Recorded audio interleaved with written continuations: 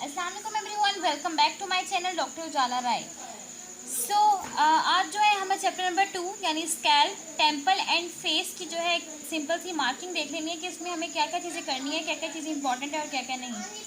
अगर हम लोग इनकी मार्किंग पे आए तो सबसे पहले आपके पास जो यहाँ पे दिया हुआ है वो है कि आइडेंटिफाइड स्ट्रक्चर्स। ठीक है, कि हम लोग किसी भी चीज़ को, फॉर एग्जांपल अगर हमारे आगे ये चीज़ लग गई तो हम इसको कैसे आइडेंटिफाई करेंगे कि इसमें क्या चीज़ क्या है। ठीक है, तो देखिए अगर हम ये कहें कि ये दोनों, ये जो है ये एंगल ऑफ आई होता है। ठीक है, तो हम कहेंगे लेटरल एंगल ऑफ आई, ये आई लैशेज हैं, ये आईब्रोज हैं। ठीक है, इन सब के फीचर्स को एक हल्का सा यहाँ पे ओवरव्यू दिया हुआ है। अगर आपने यहाँ पे पढ़ना है तो ठीक है, वरना आगे जाके इसके पूरे चैप्टर्स हैं। अगर आप इसको हल्का सा रीड करके इसको स्किप कर सकते हैं, नो प्रॉब्लम। उसके बाद जो है आपके पास नेक्स्ट जो आपके पास आता है वो आपके पास है एक्सटेंट ऑफ स्कैल्प।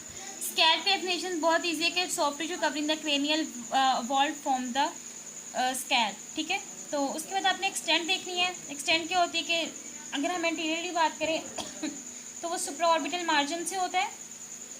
अगर हम इसकी पोस्टीरियरली बात करें तो एक्सटर्नल ऑक्सीपिटल प्रोटूबरेंस होती है, और अगर हम इसको ऑन ईच साइड देखें तो टेम्पोरल लाइंस होती हैं। ठीक है, ये देखिए टेम्पोरल लाइंस, और यहाँ पे क्या होता है आपके पास सुपीरियर न्यूकल लाइंस होती हैं। ये आपने इसकी एक्सटेंट याद कर लेनी है, ये भी बहुत आसान है। उसके बाद जो है ये एमसीक्यू में पूछ सकते हैं, वाइवा में पूछ सकते हैं। उसके बाद जो शॉर्ट क्वेश्चन सबसे इंपॉर्टेंट आता होता है वो आपको पूछेंगे कि स्कैल्प क्या है, स्कैल्प के 5 लेयर्स बताएं, तो आपने 5 लेयर्स बता देनी है। उसके अलावा जो है स्किन से एमसीक्यूज आ सकता है कोई। ठीक है, कि स्किन में जो है ऐसे कौन सी लेयर जिसमें ग्लैंड सबसे ज़्यादा होते हैं, तो स्किन में सेबेशियस और स्वेट ग्लैंड दोनों एक्सेस में होते हैं। ठीक है, इट हैज़ मोर, ठीक है, मोर यहाँ पे लिखा हुआ है। उसके बाद जो है सबकुटेनियस सुपरफिशियल लेयर आ जाएगी, तो इसमें क्या होता है ब्लड वेसल्स होती हैं।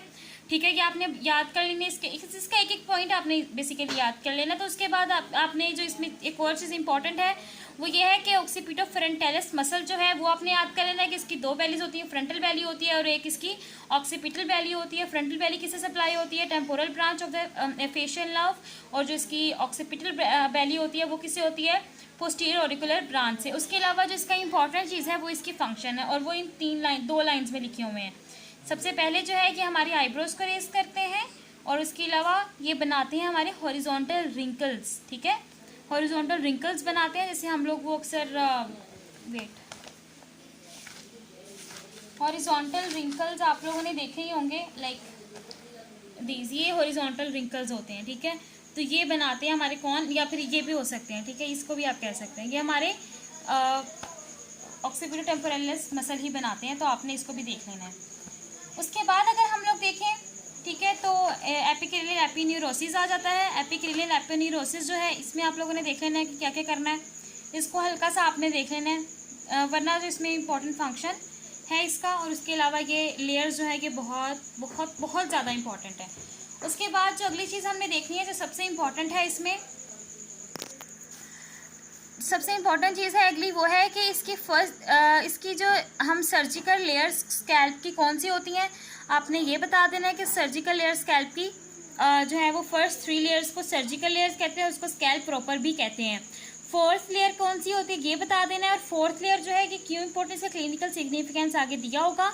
इसमें बेसिकली मिजरी वेन्स होती हैं जो कि एक्सटर्नल क्रेनियल फोसा को एक्सटर्नल क्रेनियल वेन्स को इंटरनल वेनस साइनसिस से मिलाती हैं। तो अगर कोई फॉर एग्जांपल बाहर एक्सटर्नल क्रेनियल वेन जो है वहाँ पे कोई डिजीज़ हो गई, कोई इन्फेक्शन हो गया है, या फिर कोई हेमरेज वगैरह हो गया है, तो ये क्या करेंगी, ये इसको इंटरनली भी इसको ट्रांसफ़र कर देंगे मिजरी वेन्स, जो कि आगे जाके डेंजरस प्रूव हो सकता है हमारे लिए।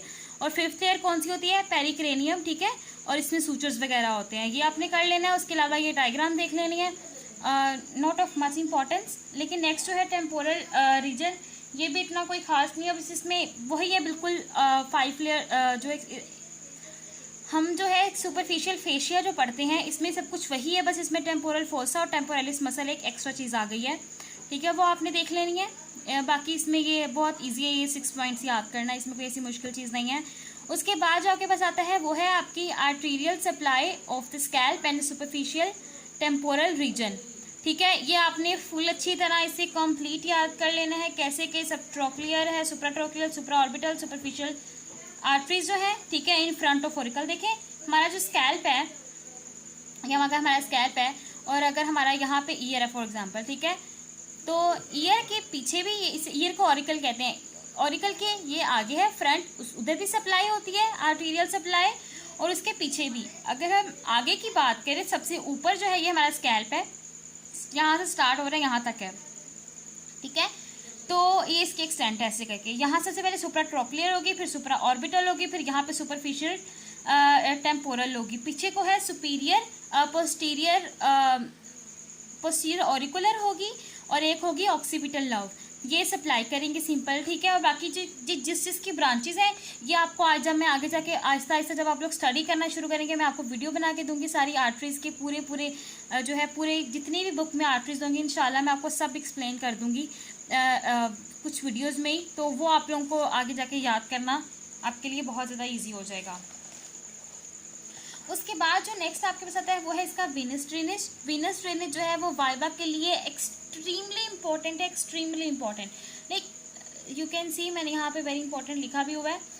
तो उसके अलावा ये देखें वेरी वेरी इंपॉर्टेंट, मतलब ये बहुत इंपॉर्टेंट है, इसको याद करना भी बहुत आसान है। देखें सबसे पहले आपके जो भी आपने आर्टरीज में नेम किए वही आपके वेन्स में नेम आएंगे। सबसे पहले आपने कहना है कि यहाँ पे सुप्रा ट्रोक्लियर आई, फिर उसके बाद सुप्रा ऑर्बिटल आई। देखें दोनों मिली आपस में, ठीक है। सबसे ऑर्बिटल के पास ये है तो ये होगी सुप्रा ऑर्बिटल, ये होगी सुप्रा ट्रोक्लियर, दोनों मिली। और यहाँ पे एंगल ऑफ आई था, ठीक है, मैंने आपको पीछे बताया था कि ये एंगल ऑफ आई होता है।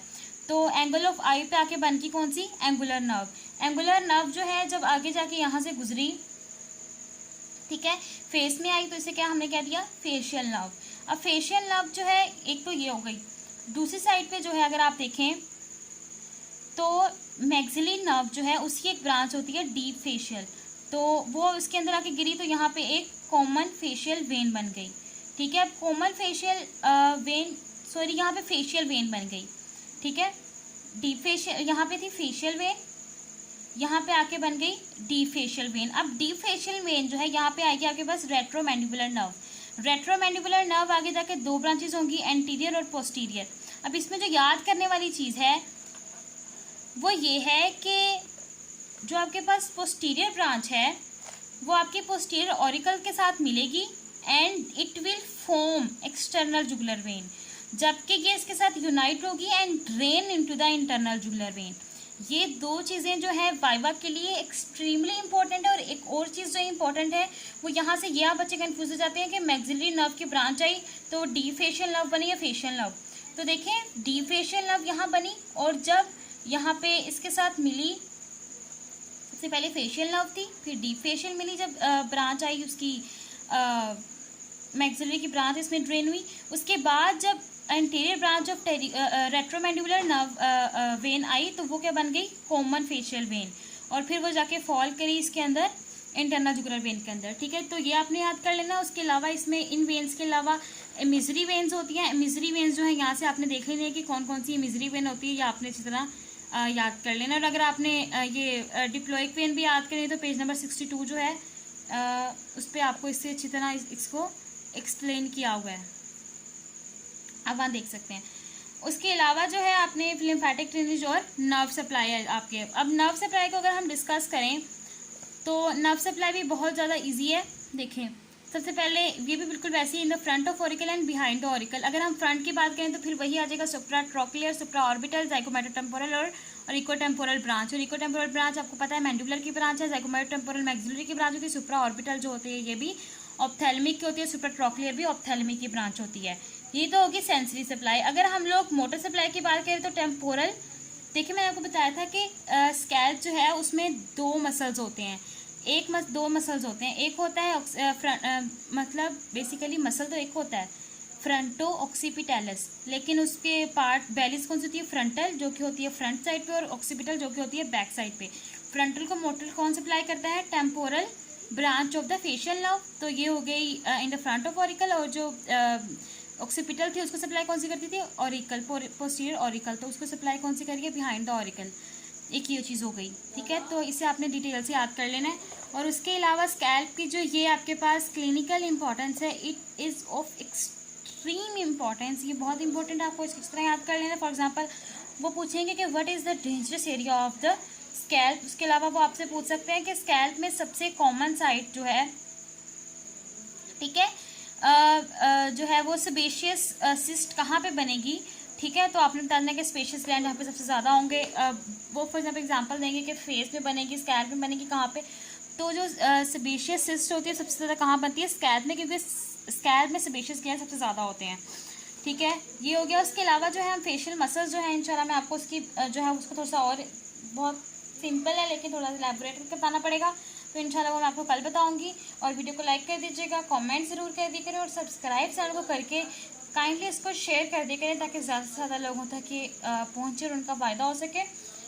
और उसके अलावा दुआ में हमेशा याद रखिएगा। और नेक्स्ट वीडियो तक के लिए अल्लाह हाफिज़, लेकिन चैनल को सब्सक्राइब ज़रूर कर दीजिएगा।